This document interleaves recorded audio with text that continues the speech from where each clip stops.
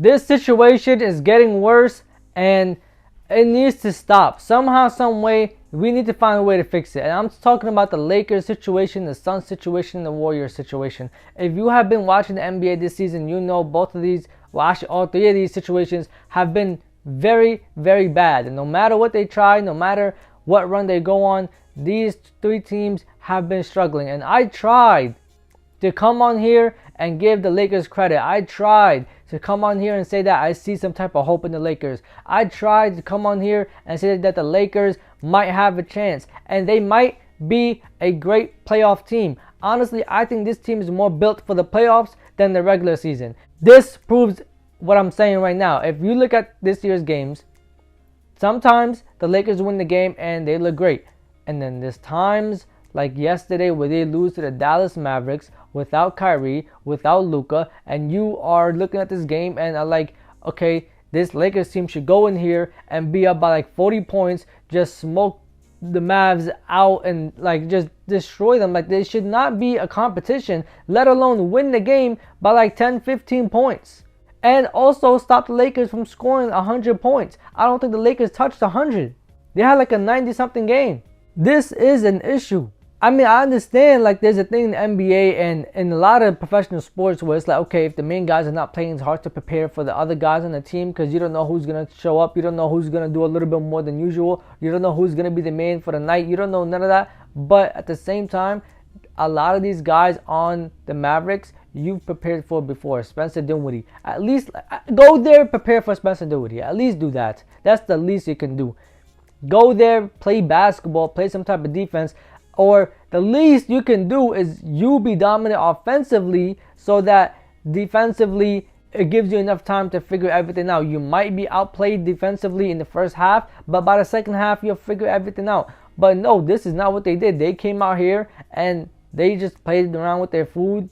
I guess they expected to win, and that's an issue. You can't play any team expecting to win, especially when they are a seed higher than you, and especially when they are competing for the playoffs and for a championship like you are. You can't come here and play with your food as if like just because their star players are not there, they're just gonna go all the way down to the bottom and just like be complete shit. That's not how the NBA goes. These are still NBA players. These are still teams that have a system.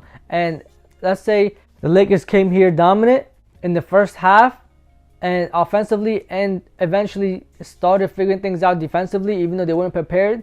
Fine. But eventually, in the third and fourth quarter, you're going to figure everything out. But that's not how everything went. In fact, this was embarrassing. Klay Thompson had like 13 points. A couple of other guys performed. I mean, the Mavericks played good one-on-one basketball. They played good team basketball. They did really good at looking for each other. They did good at, honestly, I don't even know if they did good at defending the Lakers. I wanted to say that they looked good at defending the Lakers, but I don't know if this was the Mavericks defending the Lakers or this was the Lakers defending themselves by not being dominant and not just wanting to win enough compared to the Mavericks.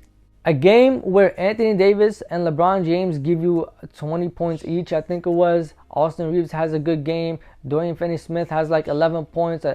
Another player gave you double digits. I think 5 players or 6 players on the Lakers team had double-digit points.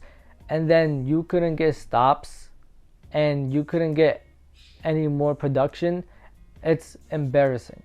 But this is why I say this team is probably built for the playoffs, because in the playoffs, I think this team is another level. They have the right pieces for a playoff series if you watch them. I like the way they look in terms of a playoff matchup for a lot of these teams in the West and even in the East, depending on whoever makes it out.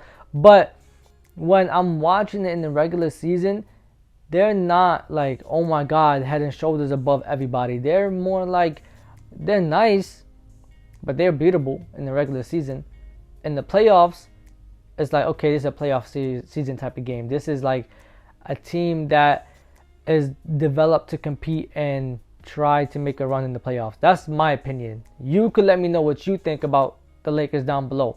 Then we had the Suns go up against the Hornets, and this shit was embarrassing. Like I said yesterday, I wanted to say I am proud of the Suns for winning yesterday's game, But the fact that Joel Embiid didn't play and Paul George had a bad game by his standards, I didn't really believe in the Suns all the way. Bradley Beal came off the bench, played great yesterday, and then after that, we go to the Hornets, and the Hornets on a 10-game losing streak just fuck up the Suns in every way possible. They beat the Suns. The Suns looked like they had no competition. Devin Booker had a 39-point game for no reason, and they need to find a way to balance shit out. Like, I feel like every time Book has more than 30 points, the Suns lose. They need to find a way to have a system where if Devin Booker has 30 or more points, someone else still performs and they win the game, and they need to lock in defensively. This was ass. The Hornets beat the Suns in fast break points. They had forced the Suns into turnovers. They did everything that the Hornets never do, and that's an issue. When you're playing a team that is on a 10-game losing streak and is playing like absolute garbage, and they come and play against you, and they have the confidence to hit all types of trick shots on you. They come in here doing things you know that they have not done this whole season. They're beating you in areas of the game that they are not good at. That's an issue with you. And I hear that they're saying nobody has spoke to Bradley Beal about his trade clause or whatever. Well, get speaking, please. Get to talking, because either he has to go, Nurkic has to go, both of them have to go. Somebody gotta go. Whether it's for Jimmy Butler or not, that's neither here or there, but somebody has to go. This team cannot be how it is. They have no type of heart. They're not playing like a team that wants to win, wants to compete. They are playing like a team ready to give up. They're playing like a team that has lost hope before the season even touched the midpoints. They are playing like a team that's ready to quit. Like a team that's tired of themselves. Like a team that doesn't even believe in one another. I thought after the Sixers game, it would give them some type of like confidence and hope, even though Embiid wasn't playing, and they might come here beat the Hornets on the back-to-back, and then that'll give them hope, and they'll like just go streaking a couple of wins, maybe like 3 more wins or whatever before they get their next loss. But that shit was garbage. It was embarrassing. Warriors go up against the Heat, and this is another problem. Okay, the Warriors, in my opinion, played better than what I usually see from them. The Heat are just better than the Warriors. I know Jimmy Butler is not there. I know he's suspended. I know he wants to leave. I know he's not the same as he used to be. I know the Heat are like overlooked by a lot of people. I understand. But the Heat are better than the Warriors. The Warriors have good shooting. They have good scoring. But on nights like yesterday, everybody is not hitting their shots except Steph. And when Steph Curry goes like 9 for 17, 8 for 17, and everybody else at a certain point in the game was 1 for 15 from 3, I think the entire first half, that's embarrassing. That is the definition of an off night. And I will give this to the Warriors. They tried to get to the basket and make things happen. Good. That they tried to do that. They even fought back and made it a 1-point game at certain points, 87-86. And then the Heat just ran away from them. Like the Warriors just couldn't guard them. They couldn't stop them. The Heat just had a better system. They had a more developed unit. They're more of a team compared to these Warriors. And the Warriors defense is also bad. I know they had a couple of steals. They had a couple of stops, forced a couple of turnovers. But the Warriors just had a bad offensive night, bad defensive night. Well, better than usual, but still bad. And I think what really hurt the Warriors and hurt their confidence and development is Kuminga going down. If Kuminga was still there, I think yesterday's game would have been different. I think the last 2 games for the Warriors would have been different. Then we had the Celtics go up against the Nuggets. Now, I looked at this game and I was like, yes, thank God. Finally, a game tonight that the stars are playing and both teams are actually good. We don't have garbage time from the beginning to end. We don't have teams that are playing that we know are going to lose. Guess what? Jokic wasn't playing. Yo, bro, that shit killed me, bro. Jokic wasn't playing. And then on the Celtics, Derek White wasn't playing. But who the fuck cares if Derek White is not playing? They have 4 All-Stars or 4 superstars on the court, whether Derek White is there or not. And if he's there, he's like the glue that puts everything together, and he's damn near 5th All-Star himself. I think he's an All-Star, but he's damn near 5th star his damn self.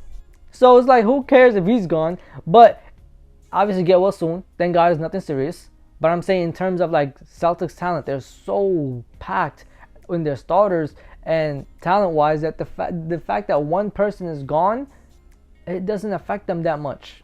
And it's not like they depend on 1 or 2 players. No, they play as a system. If Tatum is down, cool, play through Brown, and everything else was gonna work itself out. Brown is down, play through Tatum, everything else is gonna work itself out. We haven't had a game where they were both out of the system, out of the game, out of rotation, but I'm pretty sure that still wouldn't affect them neither. I mean, of course it's going to hurt. Of course it's going to be a blow, but this Celtics team is so packed.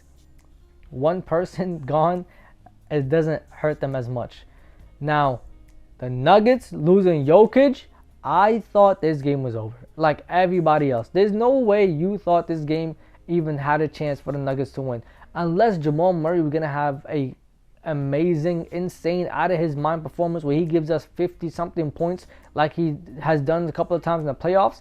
Or if they could go down to the wire and he hits a game-winning shot, then yeah. But other than that, I did not think the Nuggets were even going to compete. But they came out and surprised me. The Nuggets came out and they played together. They were passing. They were looking for one another. They were honestly amazing clicking on offense. Defensively, they were there. Obviously, you know, I still didn't think they were going to beat the Celtics. But the fact that they were able to go on runs a couple of times. They were able to play defense and get a couple of stops on a couple of times. They were able to get back in the game a couple of times. It showed a lot of hope for them. They did great without Jokic. There was times where Westbrook hit his threes. There's a time where Jamal Murray went on like an 8-0 run. And they pretty much were there the entire game. They would not go away until like the 4th quarter when the Celtics just clicked and they went on a 12-0 run. And that kind of created distance. And the Celtics just held on to it, which they're supposed to do. Because at the end of the day, if Jokic is not playing and this Celtics team lost to this Nuggets team without Jokic, it will be embarrassing. I know Westbrook is there. I know Jamal Murray is there. And to be honest with you, from last night, I know this Nuggets team is decently good. But the Celtics are better and they just have higher expectations. But I'm not surprised. I'm more happy and proud of the Nuggets. Because I know Jokic being out with the illness probably raised a lot of eyebrows. But the fact that the Nuggets competed and stayed in it until the final couple of minutes gave them a lot of hope. Then the Pelicans went up against the Timberwolves, and this was a close game pretty much the whole entire time. I mean, this was amazing. I like the way they both played. I think these teams kind of match up against each other very well. Zion came back, amazing dunk. To be out 27 games on a hamstring injury and come back and get dunks like that was amazing. The way he was running the floor, his offense, his defense, he was engaging the game. I think he put up 22 points. CJ McCollum went 1 for 14. I think if he would have made 2 or 3 more of those shots, it would have been a different outcome. But obviously, foreshadow 2020. Who the fuck cares anymore? Game is over. Edwards, again, amazing game from Ant. Ant performed. Like, he came out here and he is unstoppable. You can see slowly over the last 3 or 4 games he's been developing. Like, he's been slowly establishing himself. And I don't mean offensively or defensively. We know who Anthony Edwards is. I mean in a way where he is a threat to all the other teams by himself and getting his teammates involved. Julius Randle, better game. Better game, good bounce back. Pelicans didn't really stand a chance. Timberwolves, amazing. They won the game, hit a couple of shots that were like needed, and they hit a couple of shots that were, timely, and everything just worked out in their way. Great game from them. Mike Conley hit a couple of threes. The fact that he's like in year 18, 19, 20, something like that, and he's still like giving them quality minutes. He's giving them scoring, and he's doing a decent job on being the point guard. He's doing his job decently well. It's kind of amazing to me, and I hope nothing but more blessings for him. That's amazing. That's great. And let's see where this Timberwolves team ends up. And I hope the Pelicans slowly start getting healthy. I hope Zion plays the rest of the season. And I hope that the Pelicans actually make it far as well. Like, let's see some of these guys, these young guys, let's see them develop, man. Let's see them compete against each other. Let's create some rivalry, some storylines in the playoffs. And let's go back to trying to make these young guys be the next faces of the NBA. But anyways, yeah, thank you so much for watching. Like, comment, subscribe, and share. This is Real Talk with E. Safety.